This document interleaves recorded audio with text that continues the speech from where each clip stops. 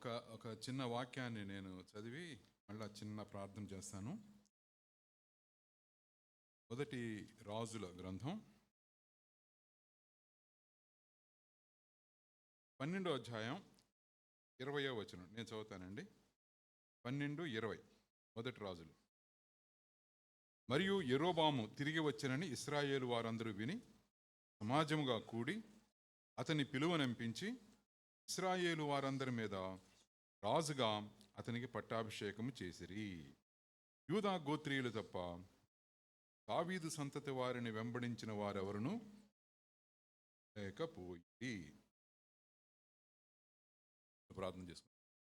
పరిశుద్ధుడైన తండ్రి, నీకు వందనాలు స్తోత్రాలు చెల్లిస్తున్నాం. మరోసారి మేము ఇశ్రాయేలీలు యూదావారు వాళ్ళ చరిత్రలోకి కొద్ది క్షణాలు మేము వెళ్ళాలనుకుంటున్నాం. మీరు మా సహాయం చేయండి ప్రభా. ఆ చరిత్ర ద్వారా మీరు మాతో మాట్లాడిన స్వామి కృప చూపించండి. క్రీస్తు పేర ప్రార్థించి వేడుకొంచున్నాం తండ్రి, ఆమేన్.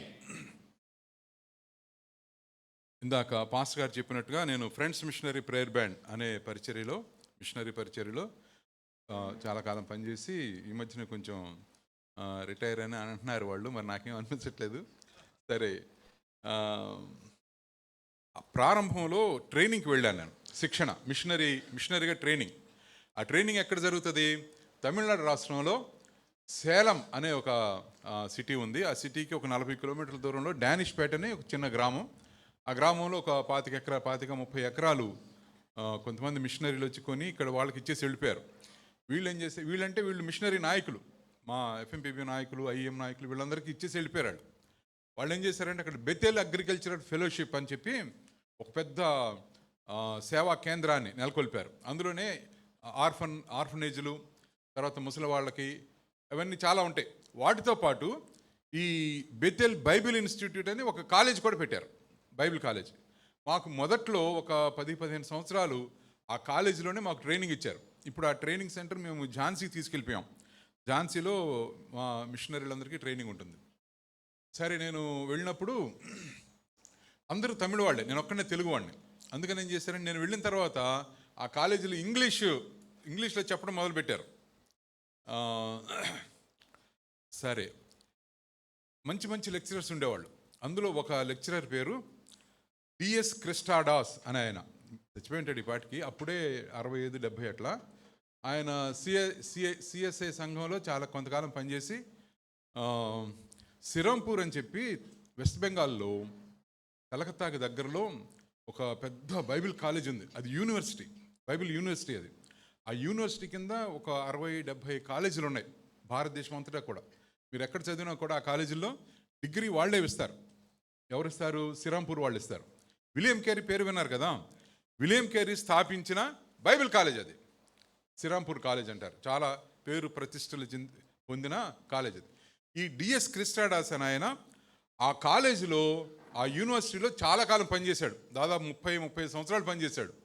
చివరిలో 2 సంవత్సరాలు ప్రిన్సిపాల్గా పనిచేశాడు. బాగా బైబిల్లో దిట్ట అనమాట, మహాజ్ఞాని. ఆయన యొక్క స్పెషలైజేషన్, ప్రత్యేకత ఏంటంటే చరిత్ర, బైబిల్ చరిత్ర, తర్వాత సంఘ చరిత్ర.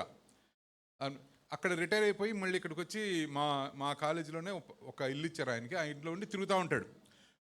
ఆ క్యాంపస్లోనే ఒక చర్చ్ ఉంది. ఆ చర్చిలో కూడా ఆయనే పాస్టర్. ఆయన మాకు చర్చి హిస్టరీ అనగా సంఘ చరిత్ర అనే సబ్జెక్ట్ని బోధించడానికి వచ్చాడు. సంఘ చరిత్రతో పాటు ఇశ్రాయేలీల చరిత్ర, హిస్టరీ ఆఫ్ ఇజ్రాయెల్ అంటాం, హిస్టరీ ఆఫ్ ఇజ్రాయెల్ని బోధించడానికి ఆయన వచ్చాడు. చాలా ప్రేమగా ఉంటాడు. పెద్దోడు కదా, మమ్మల్ని అందరినీ పిల్లలుగా చూస్తాడు. ఆయన మొట్టమొదటి వీక్ అంతా రాలా. మేమెంతా ఒక 20-21 మంది స్టూడెంట్స్. అందులో మా సంస్థకు చెందిన వాళ్ళు 11 మంది, మిగిలిన వాళ్ళు బయట నుంచి వచ్చిన వాళ్ళు 20 అనుకోండి. 20 అయితే ఏంటి, 19 ఏంటి, మీకు లెక్క ఏంటి, నాకు లెక్క ఏంటి, మొన్నారు మొత్తానికి. సరేనా? ఆయన వచ్చేసాడు. ఇప్పుడు ఒక వారం రాకుండా సెకండ్ వీక్ వచ్చాడు. సాధారణంగా ఇట్లా బైబిల్ కాలేజీలో ఆ మాటకు వస్తే ఏ కాలేజీలోనైనా సరే మొట్టమొదటి క్లాసులో ఏం చేస్తారంటే పాఠాలు ఏం చెప్పకుండా వాళ్ళ ఇంట్రడక్షన్ చేసుకుంటారు కదా, నీ పేరేంటి అని అడుగుతారు. ఈయనకి బంధుప్రీతి చాలా ఎక్కువ. తమిళనాడులో తిరునల్వేలి అనే ప్రాంతం నుంచి చాలామంది మిషనరీలు వస్తారు. ఈయన కూడా ఆ ప్రాంతానికి చెందినవాడే. అక్కడున్న పాస్టర్లు, సంఘాలు, సంఘ చరిత్ర అంతా తెలిసి ఈయనకి. అందుకని ఈయన ప్రత్యేకంగా ఎవరైనా నేను తిరునల్వేలి నుంచి వచ్చానంటే వెళ్ళిపోయి కాగులించుకుని ముద్దు పెట్టుకుంటూ ఉంటాడు అనమాట. అంత పిచ్చి ఈయనకి. ఈయన దగ్గర ఉన్న సమస్య ఏంటంటే ఈయనకి సొలొమోన్ అంటే ద్వేషం. ఎవరంటే ద్వేషం? సొలొమోన్. అస్సలు ఇష్టం ఉండదు. సొలొమోన్ అంటే ఇప్పుడు ఏదైనా సందర్భం వస్తే తిడతా ఉంటాడు Solomon. What is this Solomon, what is this Solomon, you like him అంటాడు. మేము కుక్కిన పనులు మాకు ఇష్టం లేదు సార్ ఆయన అంటే అంటాడు. మళ్ళీ బయటకు వచ్చి ఏంట్రా ఎట్లా అంటున్నాడు ముసలాడని మేము చెప్పుకునేవాళ్ళం. అసలు ఇష్టమే లేదు. పౌలన్నా కూడా ఇష్టం లేదు. కానీ పౌలు మీద అట్లా పడడు, అట్లా విరుచుకుపడ్డాడు. సొలొమోన్ విరుచుకుపడి వాళ్ళంతా మహా బైబిల్ చదివి ఆ దిట్టలు కదా, వాళ్ళతో మనం వాదించలేం. అప్పుడు కొత్తగా రక్షణ పొంది ఇక్కడ విజయవాడలో 2-3 సంవత్సరాలు వెళ్ళినామని కదా, నాకు పెద్ద తెలీదు. అందులో వాళ్ళు ఇంగ్లీష్లో మాట్లాడతారు. వాళ్ళు ఏమనుకునే వాళ్ళు, ప్రశాంత్ అనేవాడు వచ్చాడు కాబట్టి వీళ్ళు ఇంగ్లీష్ మొత్తం సిలబస్ అంతా మార్చేశారు, ఇంగ్లీష్ తీసుకొచ్చారు ఈ కాలేజీలో అనుకునేవాళ్ళు. వాళ్ళకి తెలియని సంగతి ఏంటంటే మనకు అసలు ఒక్క ముక్క కూడా రాదు ఇంగ్లీషు. అందరితో పాటు నేను స్ట్రగుల్ అయ్యేవాడిని. సరే ఆయన వచ్చేసాడు, లోపలికి వచ్చాడు. అంగీ వేసుకుంటారు వాళ్ళు, పాస్టర్లు అంగీ వేసుకుంటారు కదా, ఎప్పుడు అంగీతో ఉంటాడు. అంగీ వేసుకుని ఇవన్నీ సర్దుకుంటే ఇట్లా వచ్చాడు, బాగా లావుగా ఇట్లా ఉంటాడు అనమాట. క్లాస్లోకి వచ్చి సరే మీ పేర్లు చెప్పండి అన్నాడు. పేర్లు చెప్పండి. ముందు ఎవడో చెప్పాడు, ఏదో చెప్తే సరే వెరీ గుడ్ ఎక్కడి నుంచి అన్నాడు. నన్ను అడిగాడు. నన్ను అడిగితే నేను నా పేరు ప్రశాంత్ కుమార్ అండి అంటే, ఓ నువ్వే నా తెలుగోడు అన్నాడు. నేను సార్ అంటే, నీ మూలంగా నా పిల్లలందరూ చూడు ఇప్పుడు కష్టపడుతున్నారు, లాంగ్వేజ్ మారిపోయింది, తమిళంలో మాకు చెప్పాలి వాళ్ళకి అని నా మీద కసురుకున్నాడు. కసురుకుని తర్వాత నీ పేరు ఏంటంటే ప్రశాంత్ కుమార్ అంటే, మళ్ళీ నా దగ్గరకు వచ్చి నా తల మీద చేసి కొంచెం అట్లా చేసి, మీరు మీ నాన్నగారు మంచి పేరు పెట్టాడు నీకు, ఇదే చర్చ అది అడిగి అట్లా కొంచెం ప్రేమగా. దురదృష్టం ఏంటంటే ఉన్న 20 మందిలో 3 సాల్మన్ రాజులు ఉన్నారు. 3 సాల్మన్లు ఉన్నారు. నా పక్కన కూర్చున్నవాడు సాల్మన్, ఒట్టి సాల్మన్. వాడు Joseph Solomon, David Solomon. My son what is your name అంటే వాడు పెద్ద గర్వంగా లేచి డేవిడ్ సాల్మన్ సార్ అన్నాడు. ఎవడు పెట్టాడరా నీకు ఆ పేరు అని అడిగాడు ఆయన. అంటే మా మమ్మీ డాడీ పెట్టారంటే, ఏ చర్చిలో పెట్టారు? ఫలానా చర్చి. ఆ పాస్టర్ నాకు తెలుసు, వాడికి బుద్ధి లేదా, నీకు బుద్ధి లేదా, మీ మమ్మీ డాడీకి బుద్ధి లేదు, ఆ పేరు ఎట్లా పెట్టుకుంటారా మీరని ఆడికి అటాక్ ఇచ్చేసాడు. ఇచ్చి ఇంకా 2-3 అడిగిన తర్వాత అక్కడ ఇంకో సాల్మన్ ఉన్నాడు. ఆడు వణికిపోతా ఉన్నాడు. ఇక వణికిపోతా లేచి అయ్యా అయ్యా నా పేరు సాల్మన్ అయ్యా అంటే మళ్ళీ ఆడికి పడిపోయింది, ఇంకా ఫుల్గా పడిపోయిందా. 3వ సాల్మన్ చివరిలో కూర్చున్నాడు, లాస్ట్ నేమ్ ఆడిదే. ఇంకా ఆయన లేపాడు.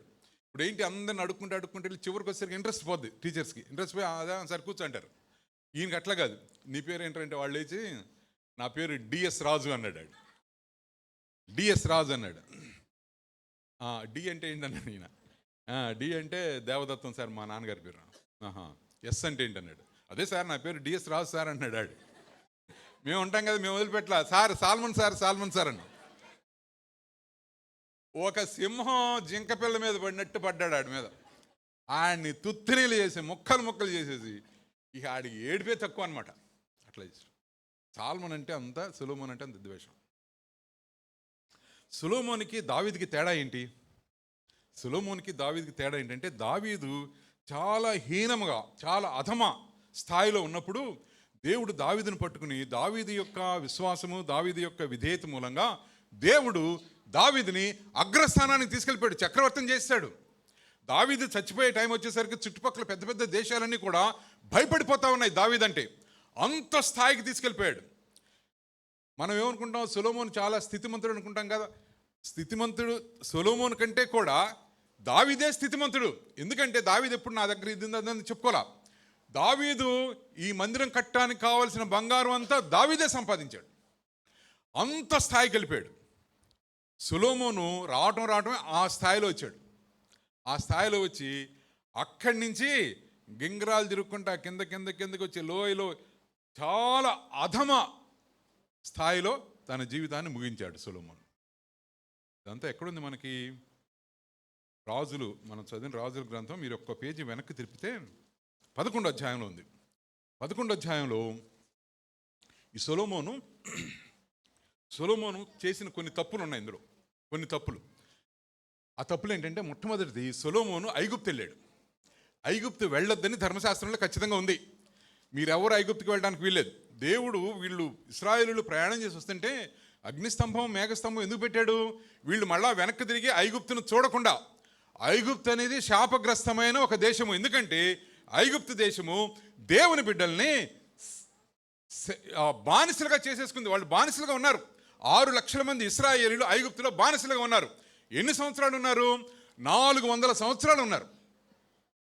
దేవుడు వీళ్ళని బయటకు తీసుకొచ్చేటప్పుడు చెప్పాడు, జాగ్రత్త, ఐగుప్తు వైపు మీరు చూడొద్దు, అది శత్రుదేశం, మీకు శత్రుదేశంగా మీరు భావించుకోండి. మోషేకి చెప్పాడు. కానీ వీళ్ళు వచ్చేటప్పుడు ఏం చేశారంటే, బయటికి రాగానే మేము ఐగుప్తులు ఉన్నప్పుడు వీళ్ళు అక్కడ గంజి కూడా ఉండేది కదా వీళ్ళకి. కానీ వీళ్ళు బయటికి రాగానే మేము మాంసం తినేవాళ్ళం, మటన్ తినేవాళ్ళం. అక్కడ ఇక్కడ అడవిలో మాకు మటన్ ఏదంటే, దేవుడు వెంటనే పైనుంచి పక్షులను కురిపించాడు. నాయన అది రెక్కలకు ఇరుసుకొని దాన్ని శుభ్రం చేసుకుని తినండి రా అని చెప్పి. మరి మేము ఉల్లిపాయలు తినేవాళ్ళం, వెల్లుల్లిపాయలు ఉండేవి, అక్కడ అల్లం ఉంది, ఇవన్నీ చెప్తా ఉంటే దేవుడు మన్నాన్ని ఇచ్చాడు. ఇదంతా ఎందుకంటే వీళ్ళు ఐగుప్తు గురించి ఆలోచించడానికి కూడా దేవుడికి ఇష్టం లేదు.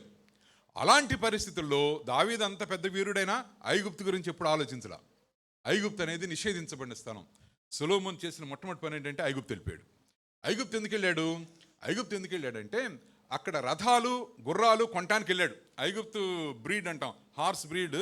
ఇప్పటికి కూడా ఈజిప్ట్ నుంచి వచ్చిన గుర్రాలు చాలా, ఈ అరేబియాలో ఉంటారు కదా, వీళ్ళందరూ గుర్రాలు కొనాలంటే ఐగుప్తు వెళ్తారు, ఈజిప్ట్ వెళ్తారు.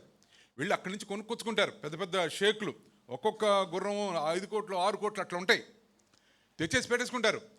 అక్కడ చాలా మంచి గుర్రాలు దొరుకుతాయి. అది కాకుండా ఫరో పెంచిన గుర్రాలు అవి. ఫరో అంటే ఐగుప్తు యొక్క చక్రవర్తి. ఇతను వెళ్ళి ఫరోతో మాట్లాడి రథాలు గుర్రాలు కొనుక్కుని ఏం చేశాడు, వస్తా ఫరో కుమార్తెను కూడా పెళ్లి చేసుకుని తీసుకొచ్చాడు. ఇది రెండో తప్పు. ఎందుకు ఫరో కుమార్తెను ఎందుకు చేసుకోకూడదు? ఇశ్రాయేలీయులు బయట అన్య జాతుల నుంచి, అన్యజనుల నుంచి పెళ్ళిళ్ళు చేసుకోవడం నిషిద్ధం. వీళ్ళెప్పుడు ఈ 12 గోత్రాల్లోనే చేసుకోవాలి పెళ్ళి. ఎందుకంటే ఈ ఇశ్రాయేలుల రాజ్యం అనేది పవిత్రంగాను ఎట్లాంటి కల్తీ లేకుండా ఉండాలి. ఎందుకంటే ఇందులో నుంచే కదా ప్రభు వచ్చేది. ప్రభు రావాల్సింది ఈ గోత్రాల్లో నుంచే, ఈ యూదావారు ఇశ్రాయేల్లో నుంచే రావాలి ప్రభు. అందుకని దేవుని సంకల్పం ఏంటంటే ఇది చాలా క్లీన్గా ఉండాలని, బయట వాళ్ళని మీరు పెళ్లి చేసుకోవడానికి వీల్లేదన్నాడు. సొలొమోను వెళ్ళి ఆ పని చేశాడా? తర్వాత ఏం చేశాడు? మీరు 11వ అధ్యాయం ఇంటికి వెళ్ళిన తర్వాత చదవండి. 1000 మందిని పెళ్లి చేసుకున్నాడు. 1000 మందిని పెళ్లి చేసుకున్నాడు. ఆ 1000 మందిలో 700 మంది లీగల్ వైఫ్స్, లీగల్గా భార్యలు 700 మంది, 300 మంది ఉపపత్నులు. అలా ముంచుకున్నాడు వాళ్ళని. ఉపపత్నులు 300 మంది. ఈ 700 మంది కూడా బయట దేశాల నుంచి వచ్చిన వాళ్ళే. బైబిల్లో ఏముందంటే రాజకుమార్తెలైన వారు అని ఉంది.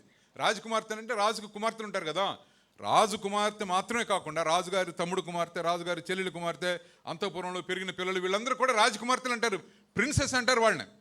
అలాంటి వాళ్ళందరినీ పెళ్లి చేసుకున్నాడు.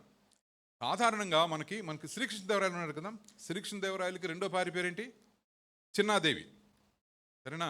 చిన్నాదేవి అని పెళ్లి చేసుకున్నాడు మొదటి భార్య ఉండగానే. ఎందుకు చేసుకున్నాడంటే ఏదో యుద్ధం చేస్తా, ఆ యుద్ధంలో గెలిచి వాళ్ళతో సంధి చేసుకునేటప్పుడు ఆ సంధిలో భాగంగా వాళ్ళు ఏం చేస్తారంటే, ఈయనకి కావాల్సిన బంగారము సొమ్ములు కాస్త భూభాగము, మా ఊరు తీసుకో, మా మీదకి ఇంకా యుద్ధానికి రాక, నీకు అంతగా కావాలంటే మా అమ్మాయిని ఇచ్చి నీకు పెళ్లి చేస్తానని పెళ్లి చేస్తారు. అట్లా సంధిలో భాగంగా, ప్రభుత్వ వ్యవహారాల్లో భాగంగా రాజకుమార్తెను పెళ్లి చేసుకోవడం ఉంది, మన దేశంలో కూడా ఉంది. కానీ సొలొమోను అట్లా చేసుకోలేదంట. ఈ 700 మందిని ఏ సంధి కోసమో ఏ సమాధానం కోసం చేసుకున్నా పెళ్ళిళ్ళు కాదు ఇవంట. అతడు కామాతురత గలవాడై అనేక మంది స్త్రీలను వివాహమాడుతూ వచ్చాను. కామాతురత గలవాడై. మహాభారతంలో కీచకుడు క్యారెక్టర్ ఉంది కదా, కీచకుడి గురించి రాస్తే వ్యాసుడు అంటాడు, కామాతురాణం నా భయం నా లజ్జ అంటాడు. అంటే ఈ కామం అనే వెర్రి పిచ్చి పట్టిన వాడికంట భయం ఉండదు, సిగ్గుండదంట. నా భయం నా లజ్జ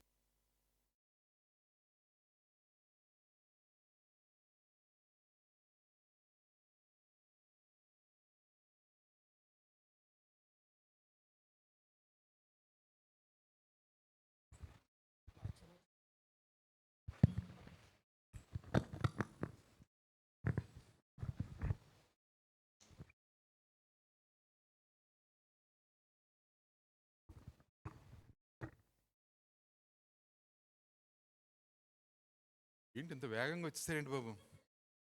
నన్ను కొడతానికి వస్తున్నారా అనుకున్నాను, ఇలా భయపడి టకాటకాలేసి వచ్చేసారు. Very good. అంతమందిని పెళ్లి చేసుకున్నాడు. 1000 మంది భార్యలండి, 1000 మంది భార్యలు సొలొమోనుకి. ఇంకా గొప్పతనం ఏంటంటే ఈ 1000 మంది అన్య జాతుల నుంచి వచ్చారు కాబట్టి ఈ వచ్చేవాళ్ళు ఏం చేశారంటే వాళ్ళ విగ్రహాలను తెచ్చుకున్నారు. చాలా అసహ్యమైన, అసభ్యమైన, నోటితో ఉచ్చరించరాని పనులు చేసే దేవుళ్ళని, దేవతల్ని తెచ్చుకున్నారు వీళ్ళు. తెచ్చుకుంటే సొలొమోను ఏం చేశాడంటే వాళ్ళకి, ఆ దేవుళ్ళకి, దేవతలకి బలిపీఠాలు కట్టేశాడు. ఎక్కడ కట్టాడు? యెరూషలేంలో కట్టాడు. యెరూషలేంలో ఏమున్నది? పరిశుద్ధ దేవుని ఆలయం ఉంది, మందిరం ఉంది. ఆ మందిరం ముందు ఒక బలిపీఠం, వెనకాల ఒక బలిపీఠం, ఎక్కడో బేతేల్లో ఒక బలిపీఠం, లేకపోతే ఇంకా మిగిలిన నగరాలు ఉన్నాయి కదా, అది మనకు సరిగ్గా తెలియదు. ఆ నగరాలన్నిట్లో, ఆ దేశంలో ఉన్న అన్ని నగరాల్లో బలిపీఠాలు వచ్చేసినాయి. 1000 మంది. 1000 మంది మామూలుగా వస్తారా? వాళ్ళు రారు కదా. అందులో రాజకుమార్తెలు ఒక్కతే రాదు కదా. రాజకుమార్తెతో పాటు బ్యూటీషియన్లు వస్తారు, ఆమెతో పాటు బాడీ గార్డ్స్ వస్తారు, ఆమె పనులు చేసేవాళ్ళు, పర్సనల్ పనులు చేసేవాళ్ళు వస్తారు. ప్రత్యేకమైన వంటలు ఉన్నాయనుకో, వంటకత్తెలను కూడా తెచ్చుకుంటారు వాళ్ళు. వాళ్ళు రావడమే ఒక చిన్న ఒక ఇంటికి సరిపోయేంత మంది మనుషులను తెచ్చుకుంటారు వీళ్ళు. ఇంత కలుషితం చేసేసాడు సొలొమోను యెరూషలేముని, ఇశ్రాయేలు దేశాన్ని. చేసి నేను కొంచెం మీకు పరిచయం చేయడానికి, అంటే ఆ ఘోరం, ఎంత ఘోరమైన పరిస్థితిలో సొలొమోను చెప్పడానికి 5వ వచనంలో చాలామంది దేవుళ్ళు అంట, చాలామంది దేవుళ్ళు, దేవతలు, ఏదోమీయులు, అమ్మోనీయులు, పైన సీదోనీయులు, హెత్తీయులు అనేవాళ్ళు. 5వ వచనం దగ్గరికి వచ్చేసరికి అష్తారోతు అను సీదోనీయుల దేవతను తెచ్చిపెట్టేసుకున్నాడు, మిల్కోము అను అమ్మోనీయుల హేయమైన దేవతను, తర్వాత ఇంకా కిందకి వెళ్తే కెమోషు అనే మోయాబీల హేయమైన దేవతను, మొలెకు అనే మళ్ళీ అమ్మోనీయుల దేవతను. ఈ దేవతలందరూ కూడా ఇందులో అష్తారోతను చూసారా? అష్తారే అనే దేవత హోమోసెక్సువల్ గాడెస్. హోమోసెక్సువల్ అంటే అసహజమైన లైంగిక కార్యకలాపాలు జరిపే వాళ్ళని హోమోసెక్సువల్స్ అంటాం. అదే రోమపత్రికలో పౌలు అంటాడు, అవాచ్యమైనది అంటే నోటితో కూడా చెప్పడానికి అసహించుకునే కార్యాలు, అసహజమైన లైంగిక ప్రక్రియలకు వీళ్ళు పాల్పడతా దేవుని ఉగ్రతకు గురయ్యారంటారు. సొదొమ గొమొర్రాలో కూడా వాళ్ళు చేసిన పాపం అదే. ఇంత ఈ అష్టారే అనే దేవత హోమోసెక్సువల్ దేవత కాబట్టి ఈమె గుడిలో పూజారులు ఉంటారు. వాళ్ళ ఆరాధన ప్రక్రియ ఏంటంటే అలాంటి అసహజమైన లైంగిక కార్యకలాపాల్లో పాల్గొంటూ ఉంటే అదే ఆరాధన ఆ దేవతకి. అంత భయంకరమైన, విశృంఖలమైన విచ్చలవిడితనం ఎట్లా వచ్చిందంటే సొలొమోను తీసుకొచ్చాడు. సొలొమోను మొహాటం లేకుండా తీసుకొచ్చి వాళ్ళు పూజించడమే కాదు కానీ తాను కూడా పూజించడం మొదలుపెట్టాడు. ఇశ్రాయేలీల ప్రజల యొక్క పరిస్థితి ఏంటంటే రాజు ఏది చేస్తే వాళ్ళు కూడా అదే చేస్తారు. ఇక మందిరానికి ఎవరు వస్తున్నారు? మందిరంలో ఎవరు బలులు అర్పిస్తా ఉన్నారు? ఎవరు ప్రార్థన చేస్తూ ఉన్నారు? మందిరం డౌన్ అయిపోతా ఉంది, చుట్టుపక్కల విగ్రహాలు పెరిగిపోతా ఉన్నాయి. విగ్రహాలు, దేశాన్ని విగ్రహాలతో నింపివేసిన వాడు సొలొమోను. దేవుడు నిర్ణయం చేసుకుని అన్నాడు, ఈ రాజ్యాన్ని నేను చీలగొడతాను అనుకున్నాడు. ఇశ్రాయేల్ రాజ్యం 12 గోత్రాలతో ఉండే రాజ్యం కదా, ఈ రాజ్యాన్ని నేను చీలగొడతా. అయితే ఒక భాగానికి ఎవరెవరో వస్తారు, నేను ఎన్నుకున్న వాళ్ళు వస్తారు. ఇంకో భాగానికి మాత్రం కేవలం దావీదు సంతానం మాత్రమే. ఎందుకంటే దావీదుతో వాగ్దానం చేశాడు. దావీదు ఏమనంటే నీ సంతానంలోనే ఒకడు కంపల్సరిగా సింహాసనం మీద ఉంటాడు అని చెప్పేశాడు. అందుకనే ఆ సంతానంలో, అందుకే అక్కడక్కడ కొంచెం మంచి వాళ్ళు కనపడతారు మనకి. ఎవరు? మన అబియా అనేవాడు, ఆసా అనేవాడు, యెహోషాపాత్ అనేవాడు, హిజ్కియా అనేవాడు, వీళ్ళందరూ కొంచెం మంచి మనసాక్షి ఉన్న రాజులు వీళ్ళు, యూదా రాజులు. ఇశ్రాయేల్ రాజులు అట్లా కాదు, వాళ్ళు ఇంకా భయంకరం. ఇలా చేసేసాడా? ఇప్పుడు నేను ఒక్కొక్క వాక్యం చదవట్లేదు కానీ వెళ్ళిపోతున్నా. యెరోబాము అనేవాడు, మనం చదివాం కదా యెరోబాము అని, నేను చదివిన వాక్యంలో యెరోబాము అనేవాడు ఎవడు? వీడు మహాబలాఢ్యుడు అని రాసింది. యంగ్ ఫెలో చాలా బలము ఉన్నవాడు. వీడు చాలా నిపుణుడైన పనివాడు. వీడు ఎఫ్రాయిము జాతికి చెందినవాడు, ఎఫ్రాయిము గోత్రానికి చెందినవాడు. వాడి గురించి సొలొమోను విని వాడిని పిలిచి వాడికి మంచి గెజిటెడ్ ర్యాంక్లో ఒక ఉద్యోగం ఇచ్చాడు. ఆ ఉద్యోగం ఏంటంటే ఏదో పలానా పని చేసే వాళ్ళందరి మీద అతను ఇన్ఛార్జ్ చేసుకుంటా ఉన్నాడు. ఒకరోజు యెరోబాము అనేవాడు యెరూషలేంకి వెళ్తా ఉంటుంటే యెహోవా ప్రవక్త వచ్చి ఆపాడు. ఆ ప్రవక్త పేరు అహీయా ప్రవక్త వచ్చి ఆపి, నాయన కాసేపు ఆగు అంటే యెరోబాము అన్నాడు, ఏంటి ప్రవక్త గారు ఏం చేయమంటారు నానంటే, అతని పై వస్త్రం ఉంటుంది, ఆ వస్త్రాన్ని తీసి కొత్త వస్త్రం అది, దాన్ని 12 పీలికలుగా చేశాడు. ఎవరు? ప్రవక్త. 12 పీలికలు చేసి 10 పీలికలు యెరోబాము చేతిలో పెట్టాడు, 2 పీలికలు అవతల పారేశాడు. అన్నాడు, దేవుడు ఈ రాజ్యాన్ని విభజిస్తా ఉన్నాడు. 10 గోత్రాలు నువ్వు రాజుగా ఉండు, 2 గోత్రాలు దేవుడు దావీదు కోసం వదిలేశాడు. ఏంటి 2 గోత్రాలు? యూదా గోత్రము, బెన్యామీను గోత్రం. ఈ 2 గోత్రాలు ఉన్నారు. ఇంకా దేవుడు మహాకృప ఏంటంటే యెరూషలేముని దావీదు సంతానానికే ఉంచేశాడు. యెరూషలేము అనేది దక్షిణ భాగంలో ఉంటుంది, మిగిలిన ఇశ్రాయేల్ గోత్రాలన్నీ ఉత్తర భాగంలో. కాబట్టి ఉత్తరాన ఉన్నది ఇశ్రాయేలీల దేశము, ఇశ్రాయేలు దేశము, దక్షిణాన ఉన్నది యూదా దేశము. దీనికి నాంది ఎక్కడ పడిందంటే సొలొమోను కాలంలో పడింది. ఎందుకు పడిందంటే సొలొమోను దేవుణ్ణి వదిలిపెట్టేసి అంత జ్ఞానాన్ని దేవుడిస్తే ఆ జ్ఞానాన్ని అంతా కూడా వృధా చేసి దేశం 2 ముక్కలు అవడానికి కారణమయ్యాడు. సరే, అహీయా అనేవాడు వచ్చి యెరోబాముకి చెప్పిన తర్వాత ఈ సంగతి సొలొమోనుకి తెలిసింది. సొలొమోనుకి తెలిస్తే నిజంగా కొంచెం జ్ఞానం ఉన్నవాడైతే ఏం చేయాలి? వెంటనే దేవుని దగ్గరికి వెళ్ళి, ప్రభా నన్ను క్షమించు, నేను విగ్రహాలు నెమ్మదిగా ఒక్కొక్కటి తీసేస్తాను, రాజ్యాన్ని మాత్రం విభజించవద్దు. ఆ యెరోబాము అనేవాడు చాలా బలమైన వాడు, ఏదో చెప్పుకోవాలి కదా, దేవుడు చెప్పుకోవాలా. చెప్పుకోకుండా సొలొమోను ఏం చేశాడంటే యెరోబాము అనేవాడిని చంపించడానికి చూశాడు. యెరోబాము అనేవాడిని, ఇప్పుడు సౌలు అనేవాడు ఉన్నాడు, సౌలుకి అర్థమైపోయింది దావీదుని రాజుని చేస్తున్నాడని. అందుకని సౌలు ఏం చేశాడు? దావీదుని చంపడానికి చూశాడు.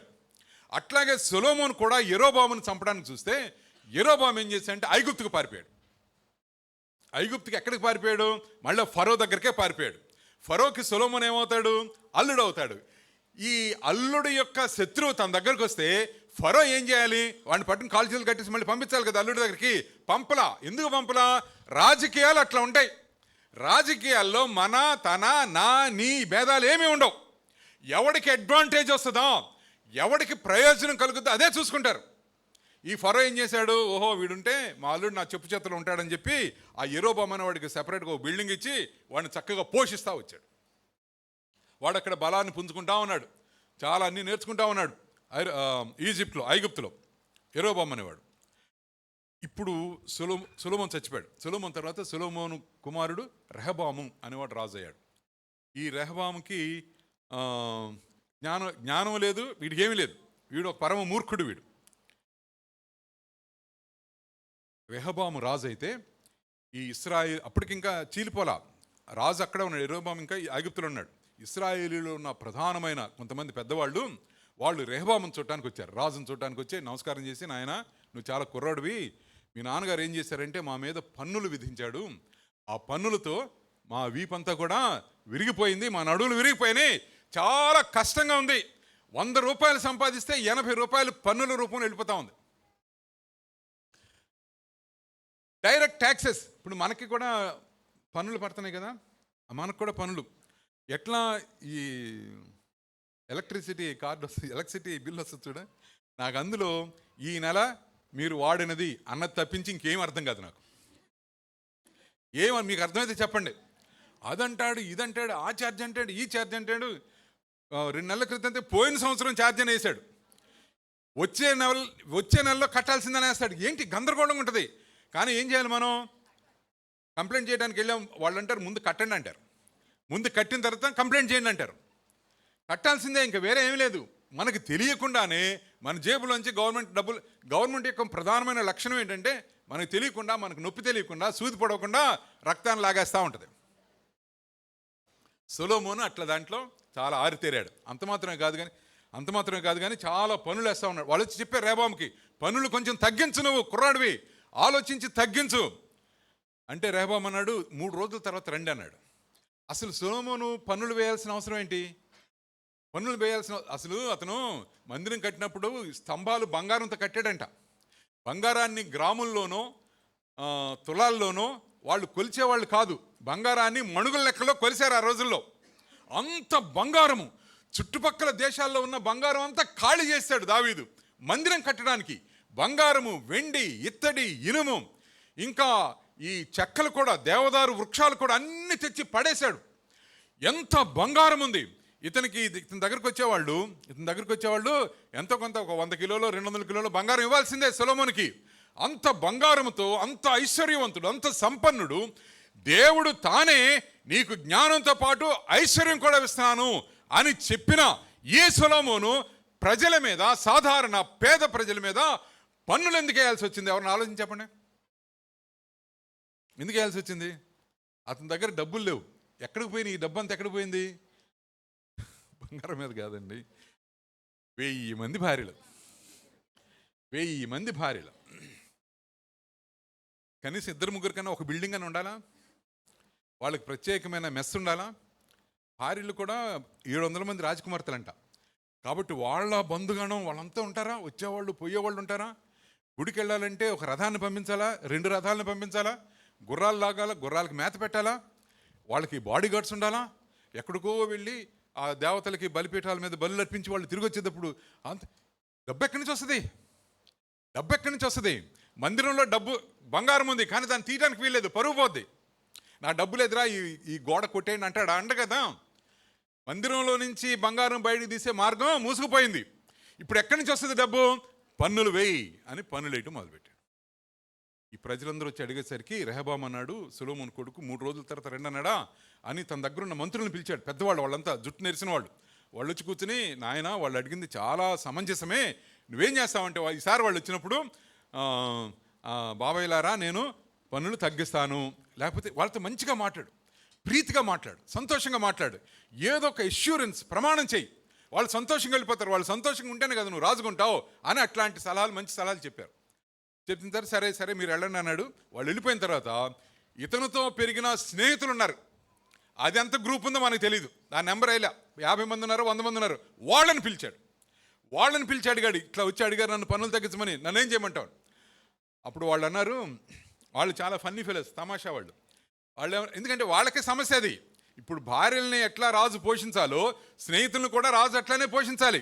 రాజు దగ్గర డబ్బులు లేకపోతే స్నేహితుల దగ్గర కూడా డబ్బులు ఉండవు. స్నేహితులు అంటే ఎవరు? రోజు వచ్చి కూర్చుని కాస్త అది తాగుతా, ఇది తింటా, బిర్యానీలు తింటా, ఎవరే అదిరా ఇదిరా కబుర్లు చెప్పుకుంటారే, అదే స్నేహితులు. వాళ్ళకి వేరే ఉద్యోగాలు లేవు, వాళ్ళు రాజు మీద పడి బతకాల్సిందే.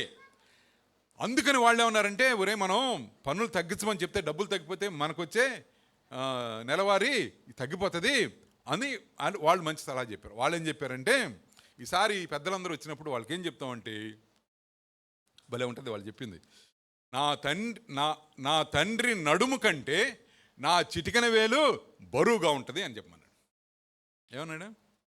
నా తండ్రి నడుము కంటే నా చిటికెన వేలు బరువుగా ఉంటుంది.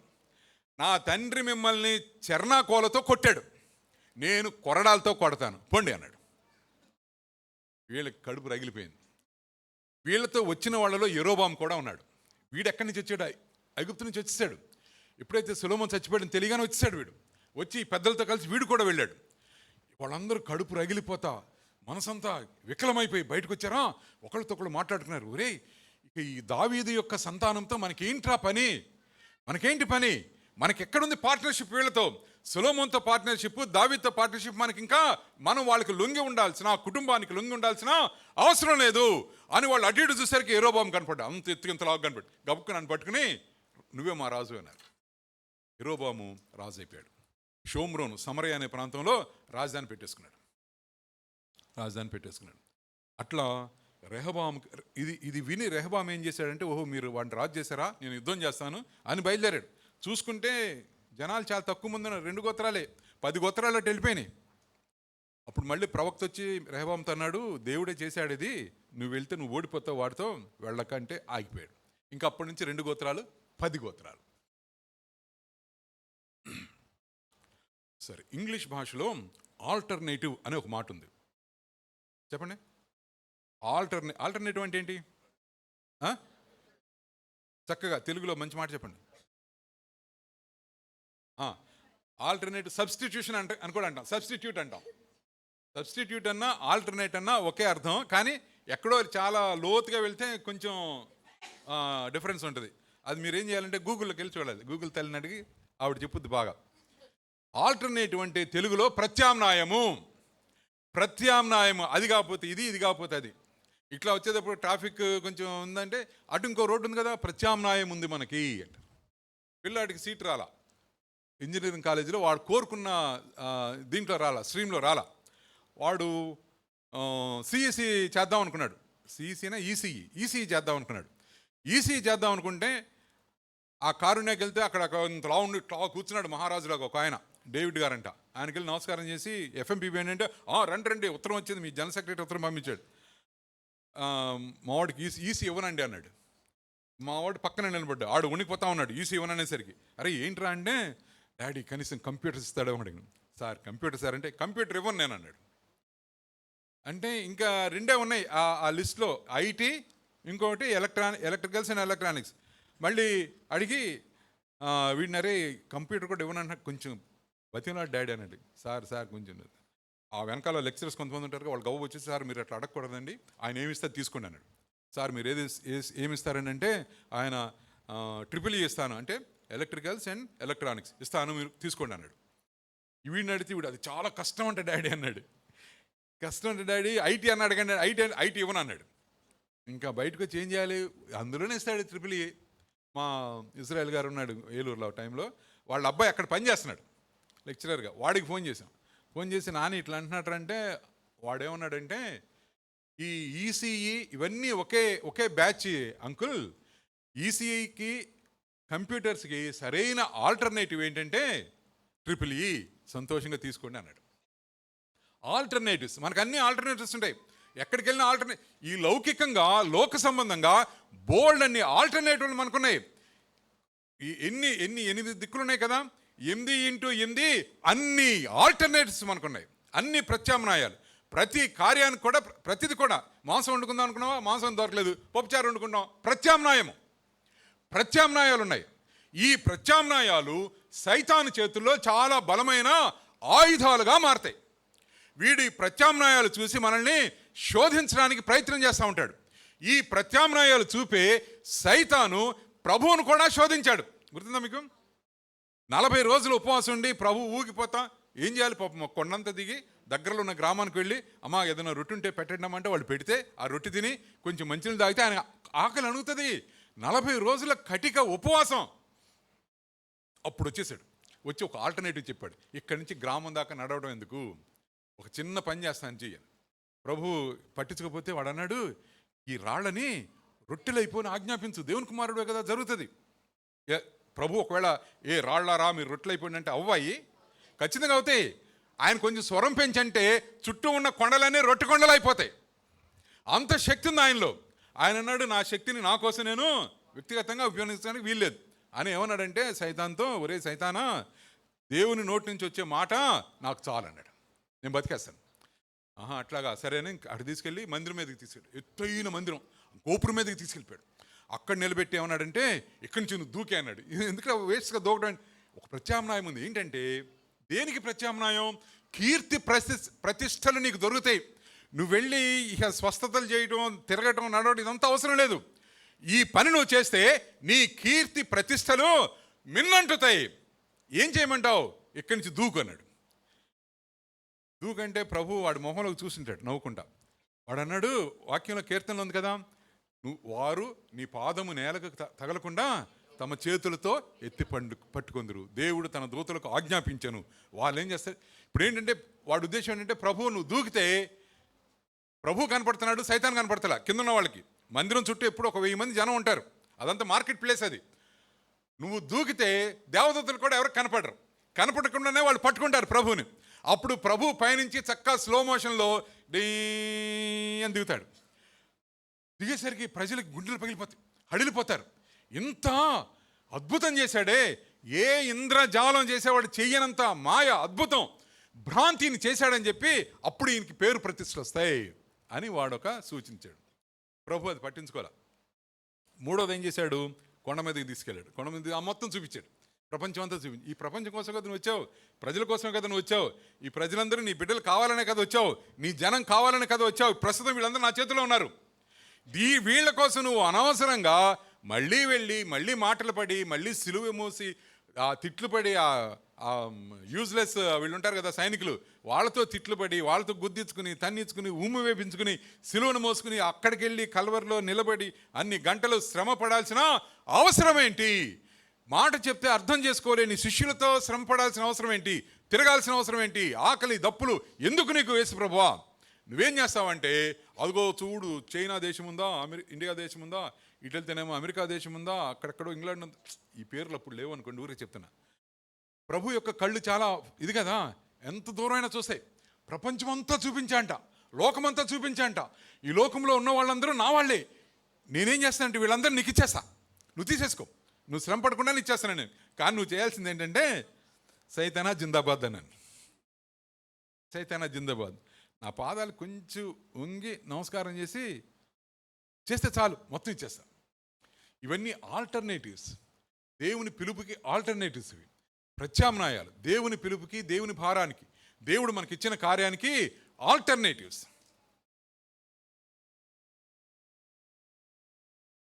ఇదంతా ఉపోద్ఘాతం.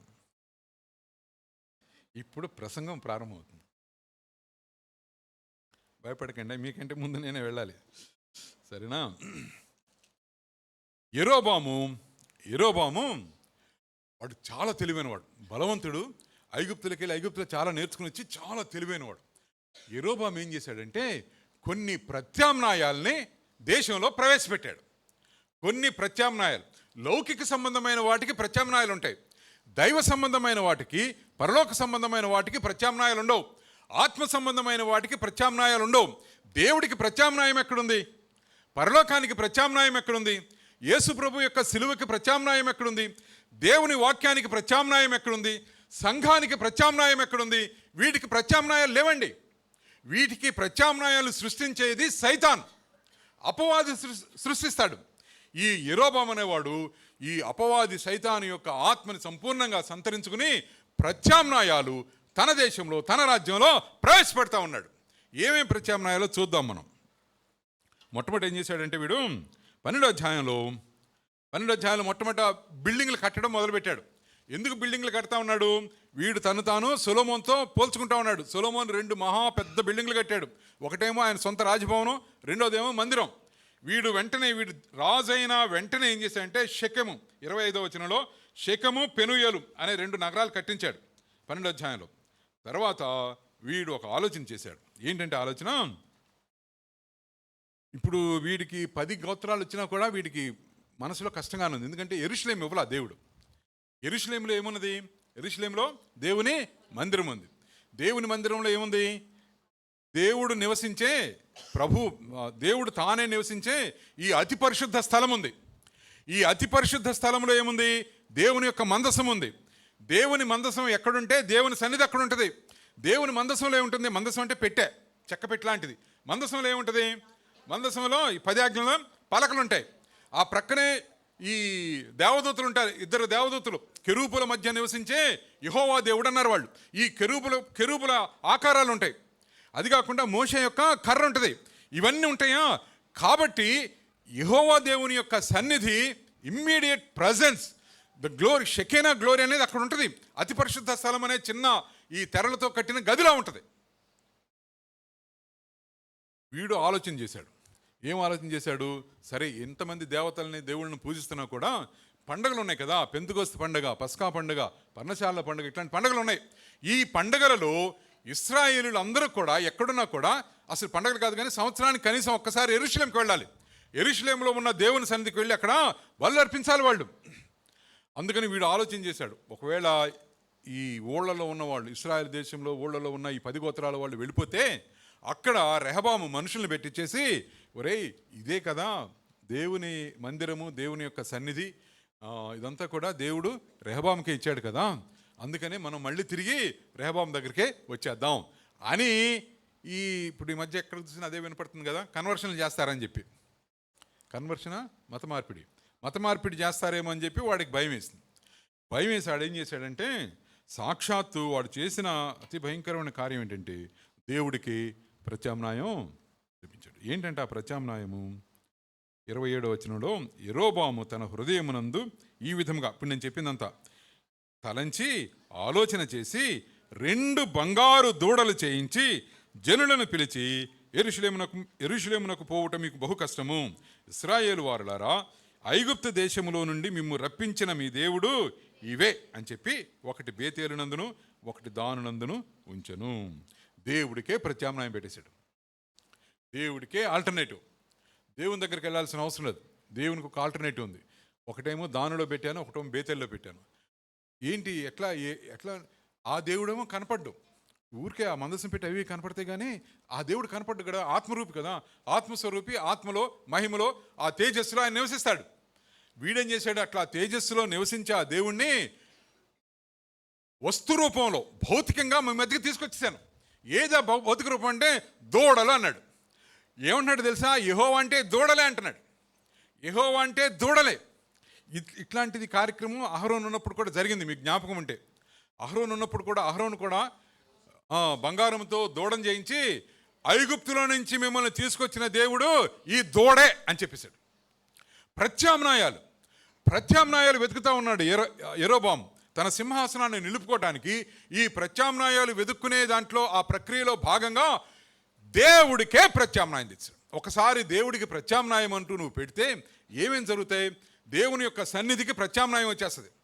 దేవుని యొక్క సన్నిధికి ప్రత్యామ్నాయం. దేవుని యొక్క సన్నిధి బేసిక్గా ఎక్కడ ఉంటుంది, మన హృదయాల్లో ఉంటుంది. మన హృదయాల్లో తర్వాత ఇంకెక్కడ ఉంటుంది, మన ఇంట్లో ఉంటుంది. తర్వాత ఇంకెక్కడ ఉంటుంది, మనం వెళ్ళే మందిరంలో ఉంటుంది. మందిరంలో దేవుని సన్నిధి ఎందుకు ఉంటుంది, ఎక్కడ ఇద్దరు ముగ్గురని ఆల్రెడీ చెప్పేశాడు కదా ప్రభువు, అక్కడ నేను ఉంటానన్నాడు. కాబట్టి ఇంతమంది విశ్వాసుల సమూహము, ఈ సమాజము కలిసినప్పుడు దేవుని సన్నిధి అక్కడ ఉంటుంది.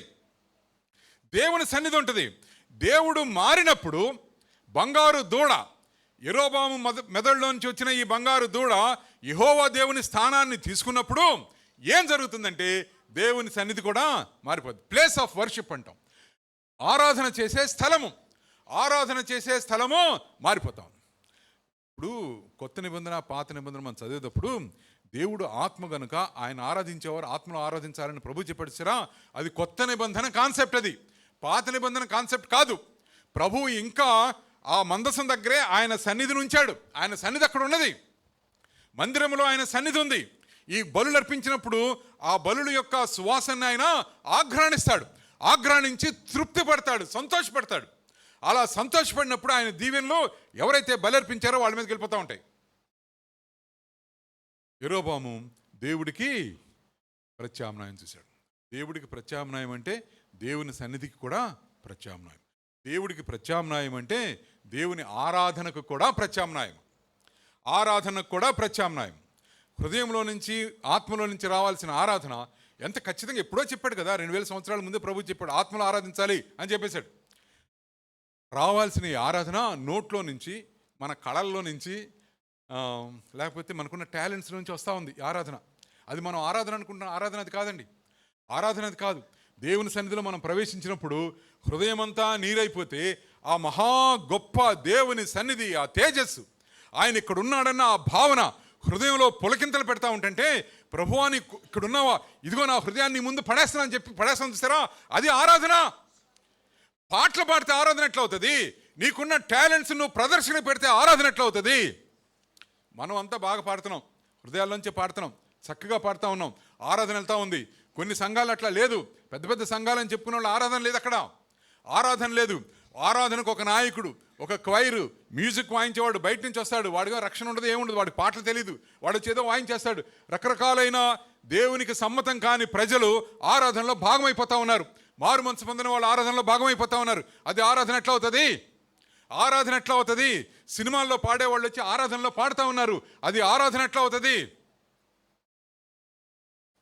దేవుని సన్నిధికి, దేవుని ఆరాధనకి ప్రత్యామ్నాయాలు వచ్చేసినాయి. ఇప్పుడు ఎట్లా వచ్చినాయి అంటే దేవుడికే ప్రత్యామ్నాయం వచ్చినప్పుడు సరే, వీడు ప్రత్యామ్నాయము వెతికిన మరొక అంశం ఏంటంటే దేవుడికి ప్రత్యామ్నాయం అన్నాడు, బంగారు దూడలు చేయించాడు. తర్వాత ఆ బేతేలు దానిలో ఉంచాడు. కిందకు వచ్చిన తర్వాత 31వ వచనంలో, మరియు అతడు ఉన్నత స్థలములను కట్టించి మందిరముగా ఏర్పరిచి లేవీయులు కాని సాధారణమైన వారిలో కొందరిని యాజకులుగా నియమించను. యాజకత్వం చేసేవాళ్ళు లేవీయులే యాజకులుగా ఉండాలి. లేవీయులు అంటే ఎవరు? నేను చెప్పిన ఈ 12 గోత్రాల్లో ఒక గోత్రం లేవీయులు. దేవుడు కనానుని ఇశ్రాయేలుకి ఇచ్చేసినప్పుడు యెహోషువ లెక్కలేసి ఈ గోత్రానికి ఈ ప్రాంతం, ఈ గోత్రానికి ఈ దేశం, ఈ గోత్రానికి ఇక్కడని ఆయన పంచుతా ఉన్నప్పుడు లేవీయులను ఏం చేద్దామని ప్రశ్న వచ్చింది. లేవీయులంటే అహరోను యొక్క ప్రజలు, వాళ్ళు అహరోను ప్రజలు, లేవీ సంతానం, అది చాలా ప్రశస్తమైన వాళ్ళు, యాజకులు వాళ్ళే. అప్పుడు దేవుడు ఏమన్నాడంటే నేనే వారి స్వాస్థ్యం అన్నాడు. వాళ్ళకి మీరేమీ ఆస్తిపాస్తులు ఇవ్వకండి, భూములు ఇవ్వకండి, ఏమి ఇవ్వద్దు, నేనే వారి ఆస్తిని అన్నాడు దేవుడు. అంటే ఏంటి ప్రభు అర్థం అంటే ఈ మిగిలిన 9 ఉన్నారు కదా, 9 గోత్రాల వాళ్ళు నాకు అర్పించే బలులే కానీ, నాకు అర్పించే అర్పణలే కానీ, నా దగ్గర తీసుకొచ్చే కృతజ్ఞతార్పణలు అన్నీ కూడా లేవీలకు చెందుతాయి, వాళ్ళు తీసుకోవాలి. అంత ధన్యమైన జాతది, గోత్రం అది, లేవీ గోత్రం. వీడేం చేశాడు, రాగానే లేవీలను పిలిచాడు. పిలిచి మీరు ఈ దేవతలకు అన్నిటికీ మీరు యాజకులుగా ఉండండి, బంగారపు దూడకి మీరు యాజకులుగా ఉండండి. వాళ్ళు నవ్వి బంగారపు దూడకి యాజకులుగా ఉండటం ఏంటయ్యా, మేము సర్వశక్తివంతుడైన యెహోవా దేవుని దగ్గర మేము యాజకత్వం చేశాం. మేము ఎంతమంది ఉన్నారు తెలియదు, ఎన్ని వేల మంది ఉన్నారు తెలియదు, మనకి ఎన్ని లక్షల మంది ఉన్నారు. యెహోవా దేవునికి మేము యాజకత్వం చేసిన వాళ్ళం, దూడలకి మేము యాజకత్వం ఎట్లా? అరే బాబు దూడ కదరా యెహోవా అంటే నువ్వు అంటావు కానీ నేను అన్నాను. నువ్వు అనుకో, దూడను పట్టుకుని యెహోవా అనుకో, నీ రాజకీయ అవసరాల కొరకు. మేము అనం, మాకు తెలుసు కదా అంటే. అప్పుడు ఆలోచన చేశాడు వాడు. ఆలోచన చేసి ఏం చేశాడంటే లేవీలందరినీ తీసిపారేశాడు. తీసేసి లేవీలుగా, యాజకులుగా సాధారణమైన వారిని, అనగా ఎలాంటి పిలుపు లేని వారిని, యాజకుడుగా ఉండడానికి అర్హత లేని వాళ్ళని, ధర్మశాస్త్రం ప్రకారం యాజకుడిగా ఉండాలంటే కనీస అర్హత ఏంటంటే లేవీడిగా ఉండాలి. అవేమీ లేని వాళ్ళని, సాధారణమైన వాళ్ళు ఒక జాబ్ నోటిఫికేషన్ ఇచ్చి పారేశాడు. యాజకులుగా ఎవరెవరు ఉంటారు, ఏ గోత్రమైనా పర్లేదు, ఎలాంటి వాడైనా సరే, రౌడీ అయినా పర్లేదు, వ్యభిచారైనా పర్లేదు, భార్యను కొట్టేవాళ్ళైనా పర్లేదు, యుద్ధాలు చేసి చంపుకునే వాళ్ళైనా ఎవడైనా సరే రావచ్చు. సాధారణమైన ప్రజలు వచ్చేస్తా ఉన్నారు. ప్రత్యామ్నాయాలు వచ్చేస్తా ఉన్నాయి. యాజకులు లేరా, ఆ యాజక లేవీయ జాతికి, లేవీయ గోత్రానికి ప్రత్యామ్నాయాలు సూచిస్తా ఉన్నాడు. ప్రత్యామ్నాయాలు వచ్చేసారు.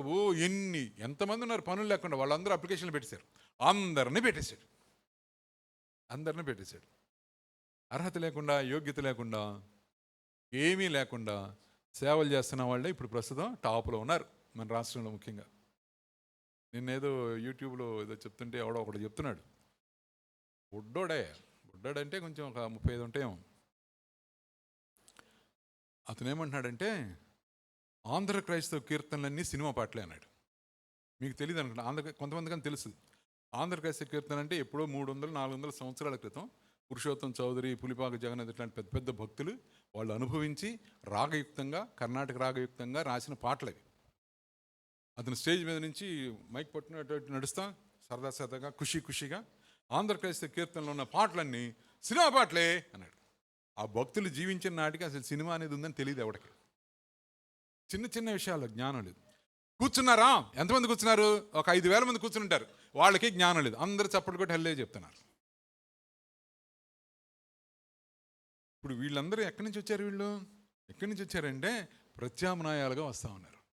ప్రత్యామ్నాయం, అర్హత లేనివాళ్ళు, యోగ్యత లేనివాళ్ళు, దేవుని సేవ కొరకు తాము సన్నద్ధం చేసుకొనివారు, కష్టపడటానికి ఇష్టం లేనివాళ్ళు, స్టేజ్ మీద మాత్రమే కనపడేవాళ్ళు.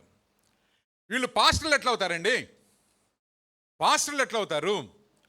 పాస్టర్ అనేవాడికి ఉండాల్సిన ప్రధానమైన అర్హత ఏంటంటే, ఇది బైబిల్ లేదుగా, నేను నా మనసు నుంచి, చర్చికి ఎవరు వస్తున్నారో తెలియాలి. నీకు చర్చికి ఎవరు వస్తున్నారో తెలియాలి.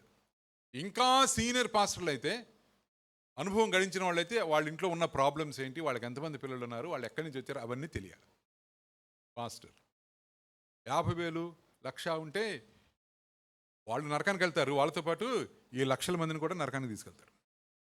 గుడ్డివాడు ఇంకో గుడ్డివాడికి తోవ చూపించలేడు కదా, కానీ వీళ్ళు తోవ చూపిస్తున్నారు. వీళ్ళ ధైర్యం మెచ్చుకోవాలి, మనం ధైర్యం మెచ్చుకోవాలి. అర్హత లేని వాళ్ళని యాజకులుగా నియమించాడు అతను. ప్రత్యామ్నాయము.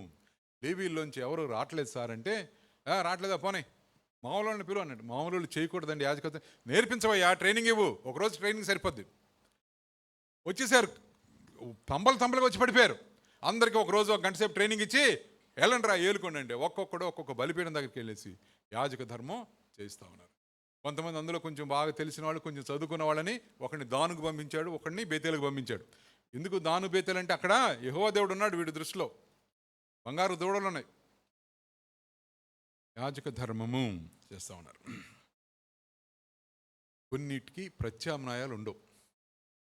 దేవుని పిలుపుకి సంఘాన్ని కాయాలి, సంఘాన్ని జాగ్రత్తగా ఉంచాలని దేవుడు ప్రత్యేకంగా ఆ భారాన్ని ఒకరికిచ్చి ఆ ఒక్క వ్యక్తికి చెప్తాడు, సంఘాన్ని నిర్మాణం చేయి అంటాడు. వీళ్ళు సంఘాన్ని నిర్మాణం చేసిన తర్వాత ఆ సంఘం ఎదగడానికి దేవుడు సహాయం చేస్తాడు. ఎదగటం అంటే ఇష్టం వచ్చినట్టు ఇష్టరీతిలో ఎదగటం కాదు. ప్రతి ఒక్కళ్ళు రావడానికి వీల్లేదండి సంఘంలోకి. యేసుప్రభు అంటే ఎవరో తెలిసిన వాళ్ళే ఉంటారు ఇక్కడ ప్రధానంగా, వాళ్ళకే బాధ్యతలు ఉంటాయి. మిగిలిన వాళ్ళు బయటకు వచ్చి వాక్యం వినొచ్చు, నో ప్రాబ్లం. మొన్న క్రిస్మస్కి నేను రాజమండ్రిలో లూథరన్ చర్చ్ ఉంది. లూథరన్ చర్చ్ పెద్ద 2,000 మంది, 2,000 మంది అనుకోండి. కింద 1000 మంది కూర్చున్నారు, బాల్కనీలో ఒక 1000 మంది కూర్చున్నారు. క్రిస్మస్లో నేను మాట్లాడిన తర్వాత మాజీ ఎంపీ మార్గాని భరత్ అని ఒక యంగ్ ఫెలో, ఆయన వచ్చి కూర్చున్నాడు. చెరచెర ఇంకొక ఇద్దరు ఇంకా వచ్చి ముందు, ఆయన రాగానే ముందు లైన్లో వాళ్ళు లేచారు, ఆయన వచ్చి కూర్చున్నాడు.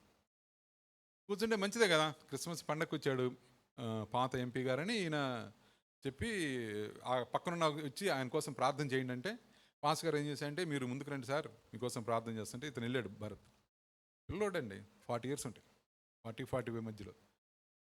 వెళ్తే నాతో పాటు ఇంకా ముగ్గురు ఉన్నారు యంగిలేసి. మేము వెళ్ళి షేక్ హ్యాండ్లు ఇచ్చాం.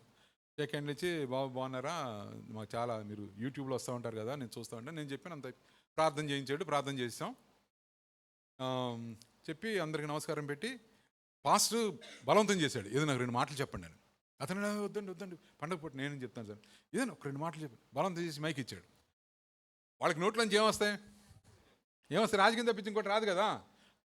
పాస్ గారు నాకు తండ్రి లాంటి వారు,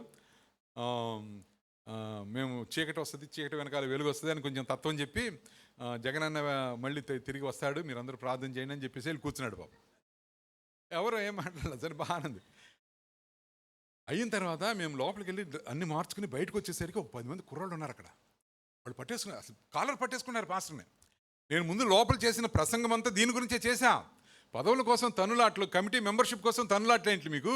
ఆ దేవాది దేవుడే మొత్తం సృష్టినంతా నోటి మాటతో చేసిన ఆ మహాభయంకరమైన భీకరమైన దేవుడు తను తాను ఎంతగా తగ్గించుకుని బెత్లెహేములో చిన్న పశువుల పాకలో పుడితే మీరు ఎట్లా అడుగుతారు, పదవుల కోసం ఎట్లా పోట్లాడతారని చెప్పి నేను కొంచెం ఘాటుగా మాట్లాడా. సంఘంలో మాట్లాడా, అది ఎక్కడికి పోయిందో తెలీదు. ఏంది పట్టేసుకుని మీరు ఎట్లా పిలుస్తారు అతన్ని స్టేజ్ మీదకి? ఆయన స్టేజ్ మీదకి పిలవలేదు, ఆ మెట్ల మీదకే కదా నేను పిలిచింది అంటున్నాడు ఆయన. మరి ఆయన జగన్ గురించి ఎందుకు అసలు ఆ పేరు ఎందుకు వచ్చింది సంఘంలో అంటున్నాడు. మిగిలిన చర్చ్ వాళ్ళందరూ కూడా విరగబడుతున్నారు అతనికి షేక్ హ్యాండ్ ఇవ్వడానికి. అసలు ఆరాధన వదిలేసి అందరూ బయటకు వెళ్ళిపోయి షేక్ హ్యాండ్లు ఇస్తున్నారు అతనికి. అది చాలా మెజారిటీ బ్యాచ్, అది మారిపోతాయి కదా. వీళ్ళు మాత్రం 10 మంది ఉండి కుర్రాళ్ళు పాస్ గారు నిలదీసేస్తా ఉన్నారు. అప్పుడు పాస్ గారు అన్నారు, ఆయన రేపు పొద్దున మీరు తెలుగుదేశం వాళ్ళని ఎవరన్నా తీసుకుని రండి, వాళ్ళకు కూడా ఇదే అవకాశం మనం ఇద్దాం అని చెప్పేసి వచ్చేసాడు నేను.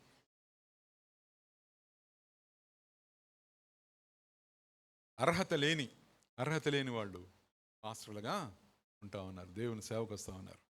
మాకు మిషనరీలుగా వచ్చేవాళ్ళు కూడా ఒక 30 మంది వచ్చారనుకో, 30 మందిలో కనీసం ఒక 10 మందికి ఎట్లాంటి పిలుపు అర్హతలు ఉండవు.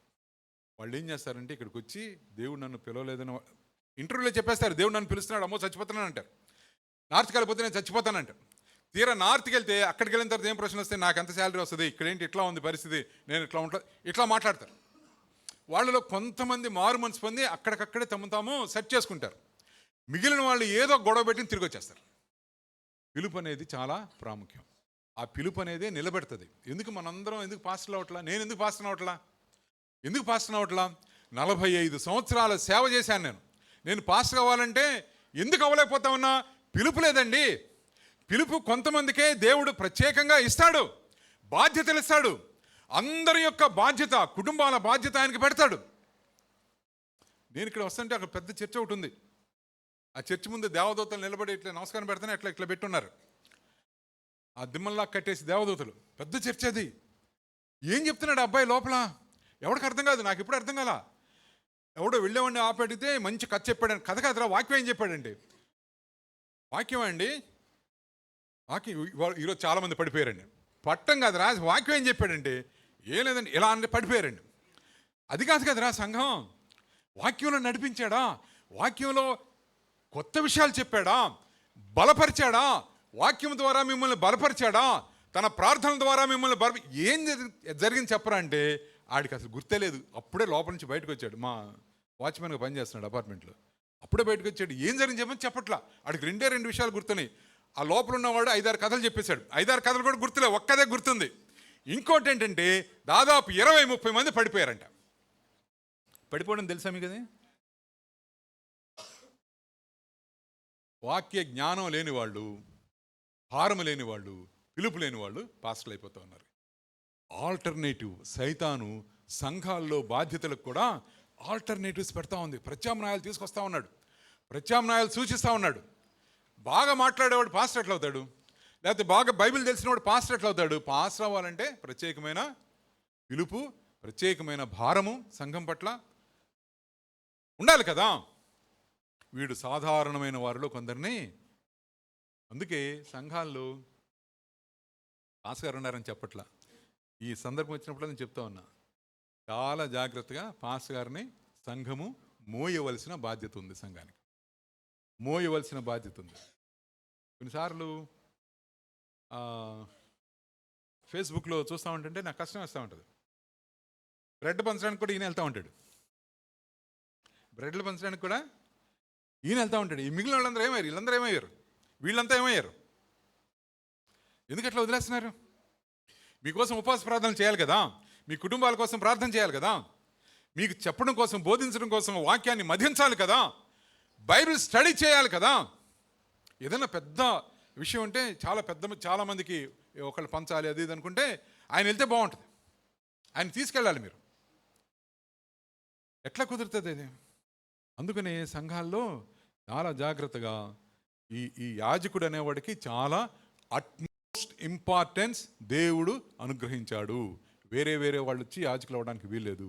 యెరోబోముకి ప్రత్యామ్నాయం దొరికింది. సాధారణమైన వాళ్ళలో ప్రత్యామ్నాయాలు తెచ్చేశాడు. ఈ ఎంతమంది అయితే సంఘం వస్తున్నారో ఆ సంఘానికి అంతటికి కూడా సర్వాధికారి, అధికారం అనకూడదు, సర్వ బాధ్యతలు దేవుడు పాస్టర్కే ఇచ్చాడు. సంఘంలో ఎవరైనా కాలు జారి పడితే దేవుడు ముందు వాళ్ళని అడుగుతాడు, తర్వాత పాస్టర్ గారు రహస్యంగా ప్రార్థన చేస్తాడు, పాస్టర్ గారిని అడుగుతాడు, నువ్వెందుకు చెప్పలేదు? ఆ వ్యక్తి ఆ పాపంలో ఎందుకు పడిపోయాడు? ఆ పాపం గురించి ఎప్పుడైనా మాట్లాడావా? తర్వాత ఇంటికి పిలిచి మాట్లాడావా? బాధ్యత అది. అందుకనే నేను ఎక్కడికి వెళ్ళినా ఇదే చెప్తున్నా, ఇక్కడ మీకోసం చెప్పట్లా. అందుకనే మీరు సంఘములో ఉన్నవాళ్ళు బయట ఏదైనా మీటింగ్లకు వెళ్ళాలంటే, ఏ మీటింగ్, అసలు ఎఫ్ఎంపీబీ మీటింగ్ అయినా సరే, విశ్వవాణి మీటింగ్ అయినా సరే, ఏ మీటింగ్కి మీరు వెళ్ళాలన్నా కూడా ఫోన్ చేసి పాస్టర్ గారికి ఫలానా వీధిలో మీటింగ్ అవుతుందండి, నేను వెళ్ళొచ్చు అంటారా అని అడగాలి. మీకు తెలియని చాలా విషయాలు ఆయనకు తెలుసు, మీకు తెలియని చాలా విషయాలు నాకు తెలుసు.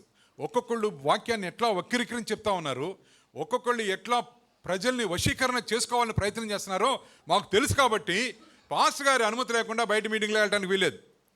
ఏదైనా ఊరు వెళ్ళారనుకోండి, అక్కడ ఇంకో చర్చికి వెళ్ళాలి, మన సంఘం బ్రాంచ్ లేదు అక్కడ, అప్పుడు ఫోన్ చేయాలి, మేము ఫలానా బ్యాప్టిస్ట్ చర్చ్ ఉంది మా పక్కనే, మంచి పాస్టర్ గారు అంటే వెళ్ళమంటారా అని అడగాలి.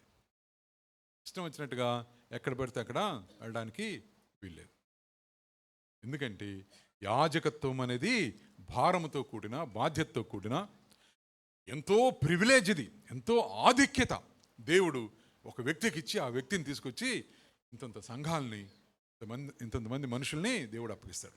ప్రత్యామ్నాయం గురించి మాట్లాడుతూ ఉన్నాం. దేవుడికే ప్రత్యామ్నాయం, దేవుని సన్నిధికి ప్రత్యామ్నాయం, దేవుని యొక్క ఆరాధనకి ప్రత్యామ్నాయం, దేవుని యొక్క సేవకి ప్రత్యామ్నాయం, యాజకుడికి ప్రత్యామ్నాయం.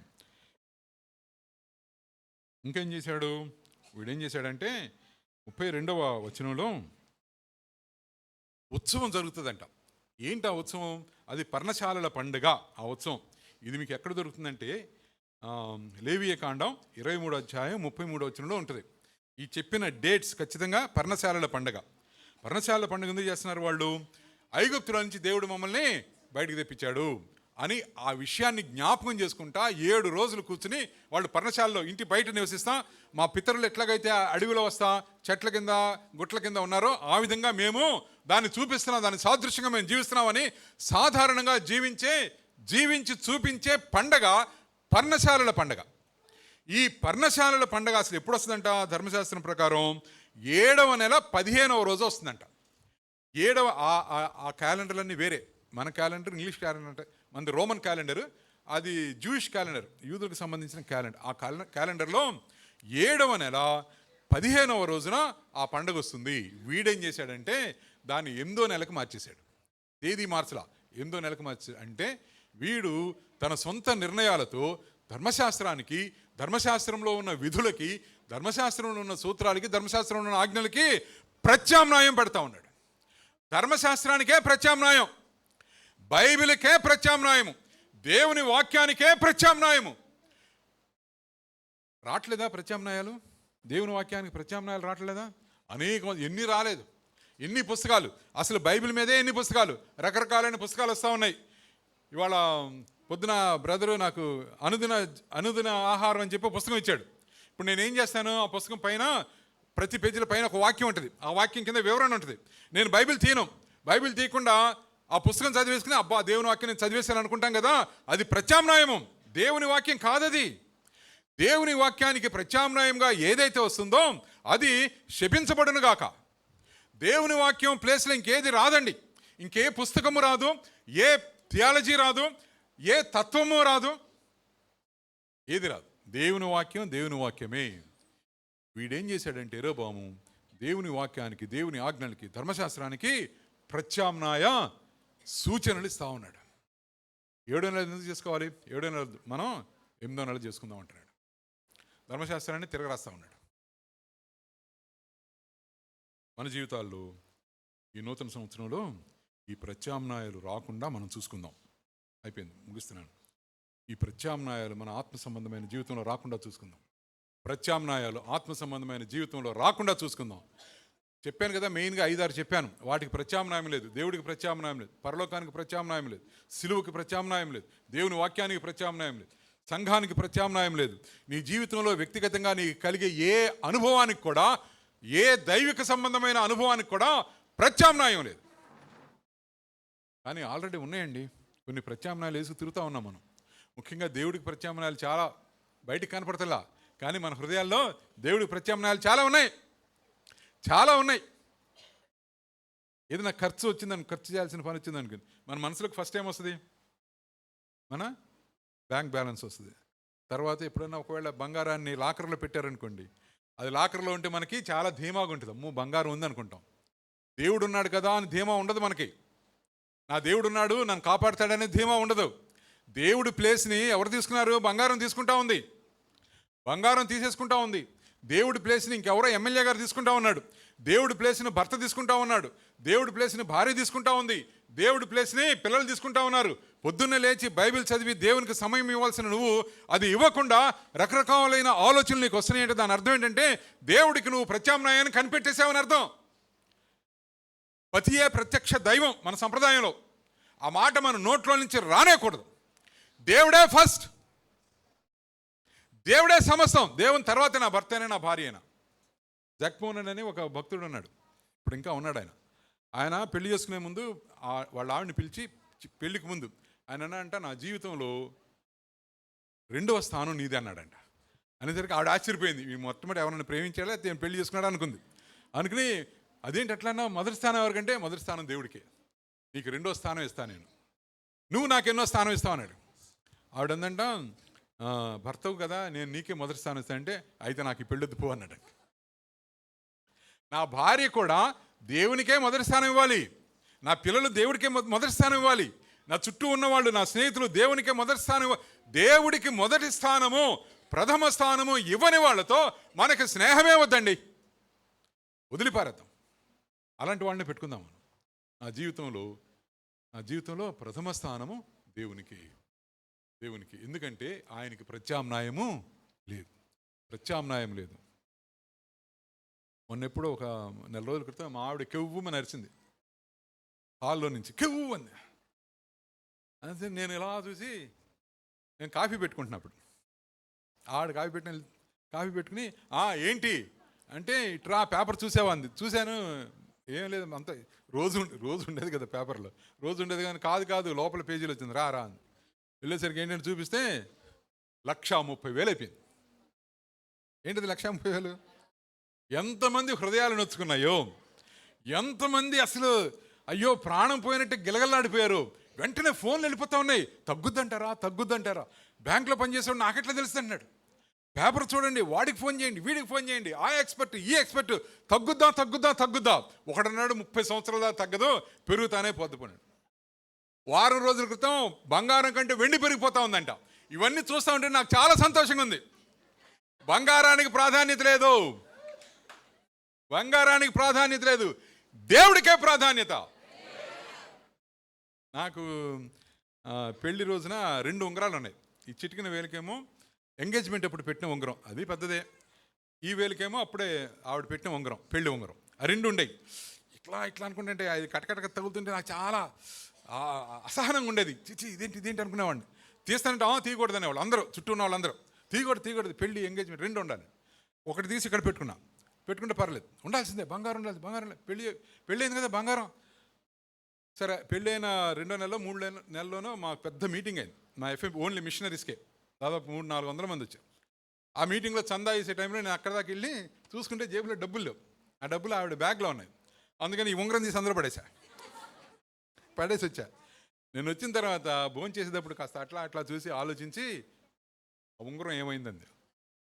అందులో వేసాను కదమ్మా, బాక్స్లో వేసానంటే ఈ ఉంగరం కూడా తీసియండి. భోజనం చేస్తున్నానమ్మా అంటే చెయ్యి కడుక్కుని ఆ ఉంగరం, పెళ్ళైన కొత్తలో 2-3 నెలలు ఆ ఉంగరం తీసి ఇచ్చేసా. అది ఏమైంది ఇంతవరకు నేను చూడలే. 36 సంవత్సరాలు. బంగారం మనకు వాల్యూ కాదండి, బంగారం వాల్యూ కాదు.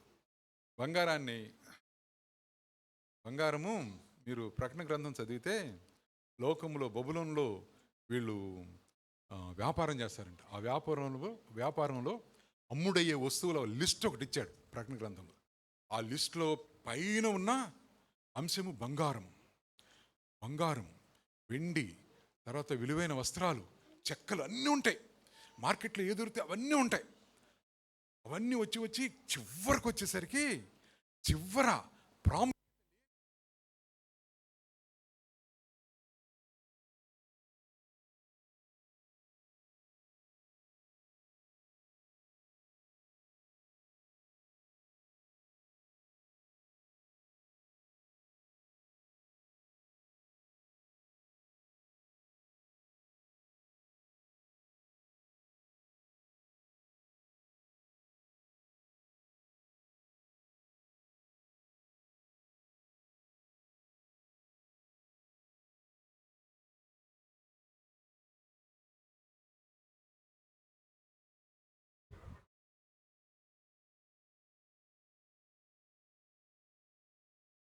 ఈ వరసలో బబులోన్ అనే మహావేశ్య అయిన బబులోన్ అంటాడు.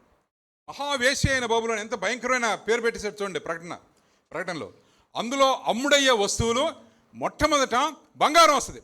ఆ కింద చదువుకుంటుందంటే దాల్చిన చెక్క, లవంగాలు, ఆ ఆకులు, విలువైన వస్తువులు, విలువైన చెట్ల బెరడు, విలువైన చెట్లు, ఇంకా వెండి బంగారం అవన్నీ ముందుంటాయి.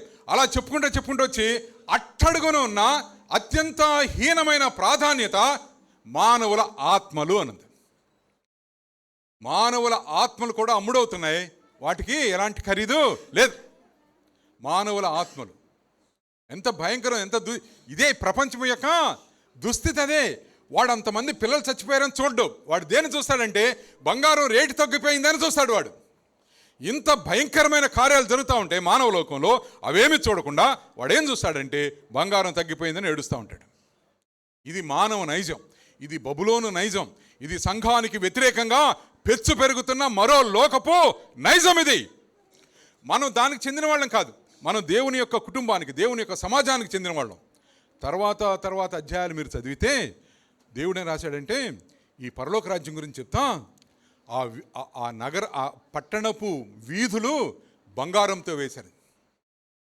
అంతకుముందేమో పైన ఎవరున్నారు, బంగారం ఉందా? ఇప్పుడు బంగారం ఎక్కడుంది? ఎవరి కాళ్ళ కింద ఉంది? ఎవడైతే మానవుడి కింద ఉన్నాడో వాడి కాళ్ళ కిందకి దేవుడు తెచ్చాడు. అది దేవుని యొక్క విలువ, అది దేవుని యొక్క ఉద్దేశం. కానీ ఆ బంగారం మనకిప్పుడు దేవుని స్థానాన్ని తీసేసుకుంటా ఉంది. చాలా ఉన్నాయి. ఎట్లా? జాగ్రత్త పడండి. దేవునికి ప్రత్యామ్నాయము లేదు, రక్షణకు ప్రత్యామ్నాయం లేదు, సంఘానికి ప్రత్యామ్నాయం లేదు, దేవుని వాక్యానికి ప్రత్యామ్నాయం. మన ఈ ప్రయాణంలో, ఈ క్రొత్త సంవత్సరంలో మనం ప్రయాణం చేసేటప్పుడు ఎప్పటికప్పుడే మనం చెక్ చేసుకుంటా ఉందాం. ఈ 5-6 ప్రత్యామ్నాయాలు లేని సత్యాలు, ప్రత్యామ్నాయాలు లేని విపరీతమైన వాస్తవాలు, వీటికి ఎక్కడన్నా మనం ప్రత్యామ్నాయం ఉందా అని చూస్తున్నామా అని మనం జాగ్రత్త చేసుకుంటా మనం మన విశ్వాస జీవితంలో ముందుకు సాగుదాం. దేవుడు మిమ్మల్ని దీవించునుగాక. ఆమేన్.